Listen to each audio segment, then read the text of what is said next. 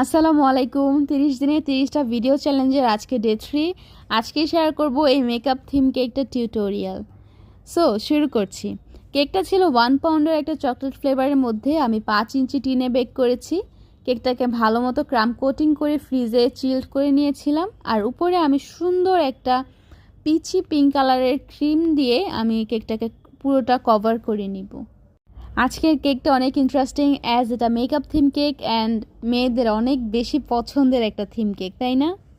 আমার ভিডিওসগুলো আপনাদের কেমন লাগে অবশ্যই কমেন্টে জানাবেন। আমার ভিডিওসের কি কি চেঞ্জ করা দরকার তাহলে ভিডিওটা আরও ইন্টারেস্টিং হবে সেটাও আমাকে কমেন্টে জানাতে পারেন। অ্যাজ আমি চাই আপনাদেরকে এন্টারটেইন করতে, যেন ভিডিওটা দেখে আপনারা স্কিপ না করেন, আপনাদের ভালো লাগে। অনেকে আছেন যে আমাকে ভালোবাসেন, সেই সুবাদে আমার ভিডিওস দেখেন, বাট ভিডিওর কোয়ালিটি ভালো হচ্ছে না বা এরকম কিছু হলে আমাকে অবশ্যই কমেন্টে জানাতে পারেন, বা কোনো টিপস থাকলে অবশ্যই আমাকে শেয়ার করতে পারেন। তারপরে কথা বলতে বলতে কেকটাকে আমি পুরোটা ক্রিম দিয়ে ফিনিশিং দিয়ে নিচ্ছি। আর এখানে ফিনিশিং দেওয়ার সময় আমার একটা ভিডিও মিস হয়ে গিয়েছে, মানে রেকর্ড হয়নি, সো এটা আমি আর অ্যাড করতে পারলাম না।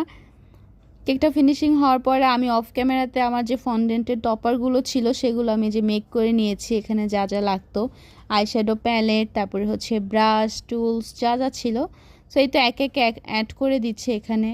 এখানে প্রথমে আমি যে ব্রাশগুলো ছিল সেই ব্রাশগুলো অ্যাড করে নিচ্ছি। এই কেকের রেফারেন্স পিকচারটা কার পেজের বা কার মৌলিক ডিজাইন সেটা আমি জানি না, আসলে আমার খেয়াল নেই, অনেকদিন আগে করা।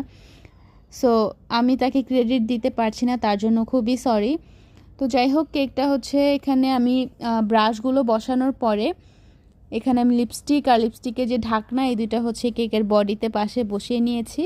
এরপর এখানে আমি ছোট্ট একটা আইশ্যাডো প্যালেট বসিয়েছি, একটা বিউটি ব্লেন্ডার বসিয়েছি, আর একটা ব্রাশ বসিয়েছি, আর একটা কম্প্যাক্ট পাউডারের প্যালেট এখানে উপরে বসাইছি।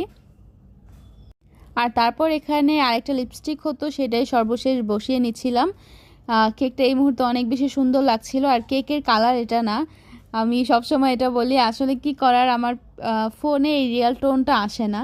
এটা একটা পিঙ্ক কালারের কেক ছিল, বাট এখানে অন্য একটা কালার এসেছে আর কি। তো যাই হোক, এখানে কিছু সুগার বলস পুরো কেকটাতে, আমি সেটাই সব জায়গায় অ্যাটাচ করে দিচ্ছি। কিছুটা মিক্সড ছোট বড় পার্ল, আর গোল্ডেন কালারও ছিল।